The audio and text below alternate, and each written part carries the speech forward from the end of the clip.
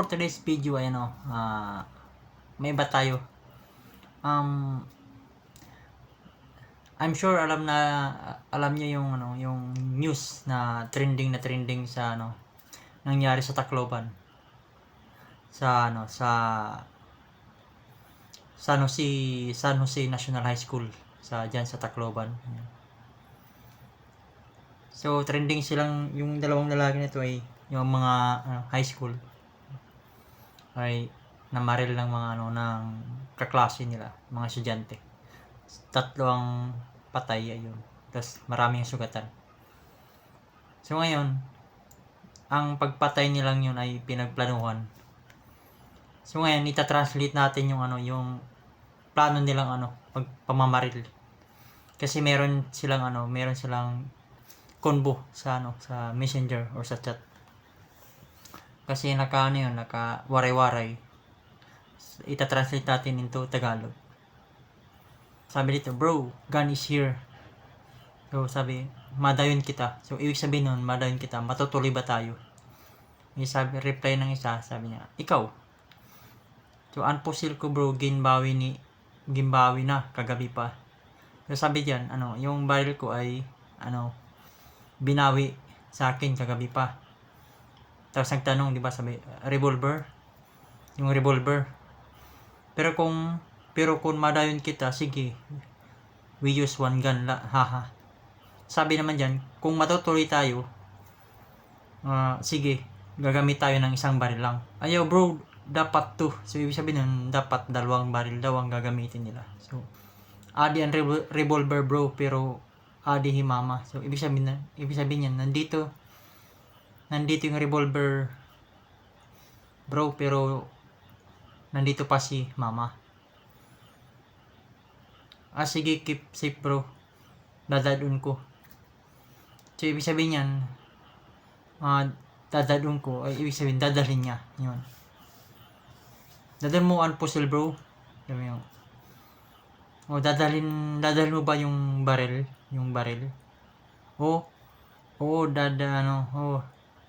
Dadait revolver. Sabi dito. Ibig sabihin yan, dalhin mo yung revolver. Anay bro, yawa, bibiling ak paagi. So sabi yan, saglit lang bro, maghanap ako ng paraan. Kasi nga, di ba binawi sa kanya? Sige, chat ka mga 7 kung madara mo. So, ibig sabihin nun, mag-chat ka kung madadala mo yung baril. Bro, yawa, madadara ko. Hahaha. Dala niya yung baril na revolver na pinag-usapan nila. Yo bro, pag-andam la. So, ibig sabihin yan, ka na, mag-ready ka na ba? Ayan, maghanda ka na. Adi ako papakaturog kanda auntie. So, ibig sabihin doon daw siya matulog kay na auntie niya, kay na tita, yung auntie niyang pulis na babae. Doon siya matutulog. Kasi sabi yan, kwarto, bangin la niya bayaan itgan. So, ibig sabihin nun, baka iwan niya yung baril ng auntie niya. Baka iwanan ng auntie niya yung baril. Haha. Sige bro, ha. Sabi to, holy shit bro. Ano bro, dayon? So, ibig sabihin nun, matutuloy ba tayo? Tapos doon, I just realized if we get caught and placed in juvenile, we could participate. Dahil alam nila kasing minor de edad sila. So, yun. Sabi nila, possible di sila magkulong. Anya eroy yan, mura yan. Anya eroy. So, binaydan ko pa para hapiton at temprano. So, ibig sabihin, binayaran niya para makuha siya doon ng maaga. Papatayin ko gabi ni. So, ibig sabihin, papatayin niya rin yun. So, di ko alam kung sino tinutukoy niya. Boy. Parang ang angas no. So, isa yun, yay bro, andam na ak, motor na lak, hulat. So, ibig sabihin, ready na siya. So, naka-ready na siya, motor na lang yung inaantay niya.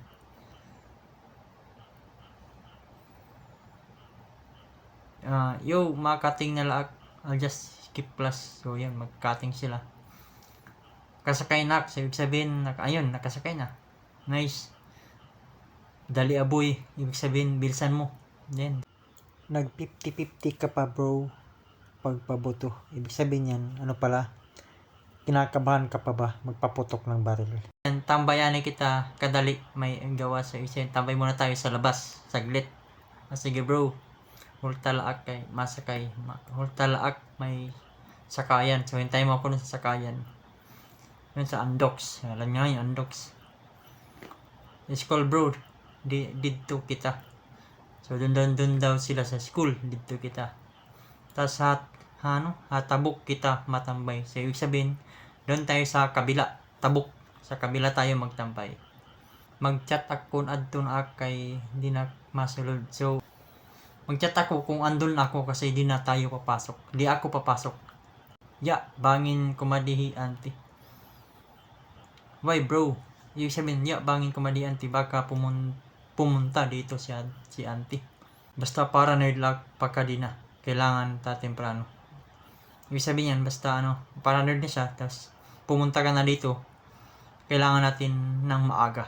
Yun. Oo, di pa ma-8 na. Ibig sabihin, hindi pa mag-alas 8. Andyan na siya. Magkarating na siya. Hindi pa mag-alas 8. Bro, dalian na. Bro, dalian mo na. Parang ganun siya. Maya ka man boy. So, ibig sabihin, ang tagal mo. So, hulat ko na sarakyan na motor. So, hinaantay niya yung sasakyan niyang motor. Let's fucking go bro. Let's go. Palit kita. Ibig sabihin, ayun, late. Ang galing talaga nilang plano, no? Plano silang papatay. Nagtanungan pa sila. Ngayon na daw, kita unta dito. Ibig sabihin, kita unta dito. Titingnan natin doon. So, sige, bet. Bro, go. G. Bro, G. Yan, go. Ayaw palit. Huwag kang magpalit. Yan. Bro, amid a real natin abandoning exploring. So, nagawa pa ng reel sila. Sa may ginawa silang reel. Yawa. Share ko bro. Magbalalaba.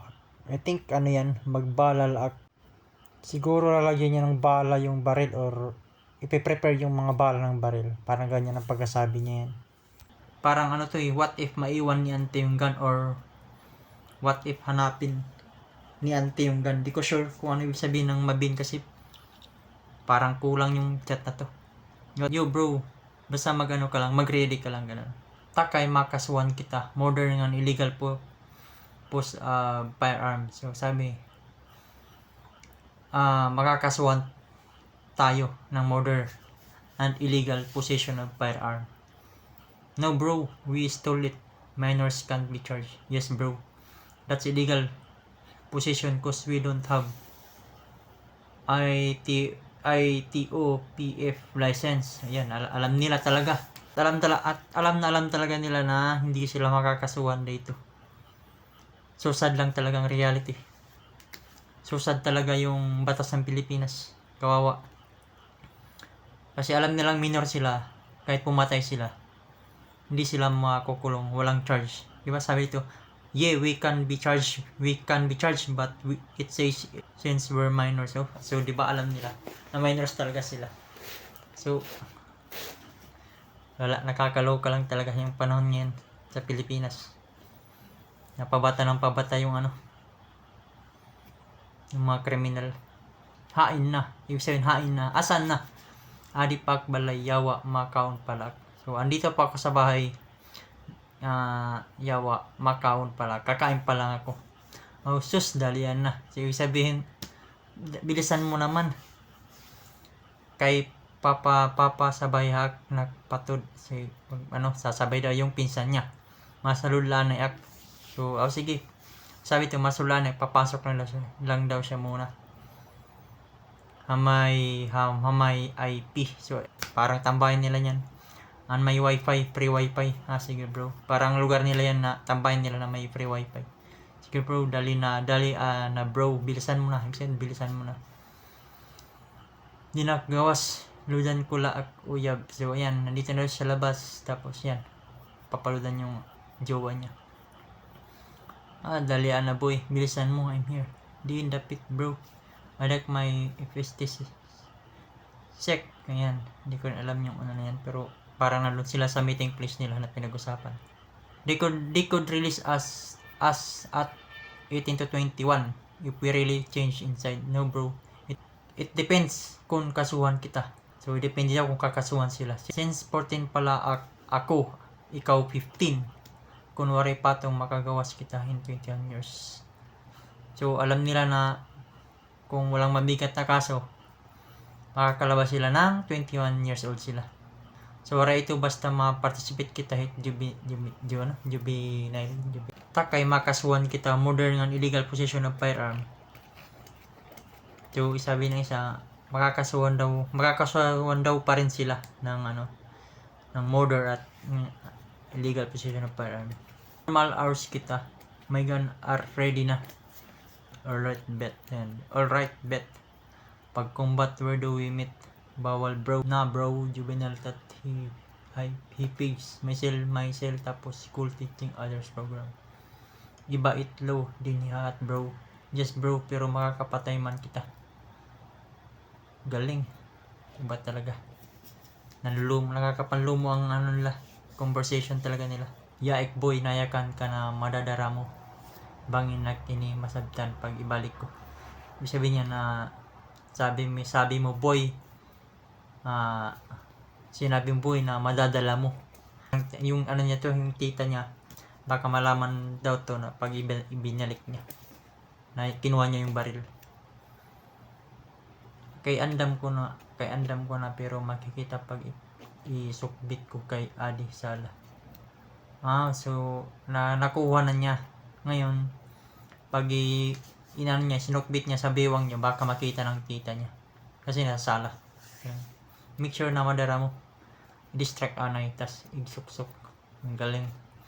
Make sure na madara mo, so make sure na madala mo, parang ang ganon.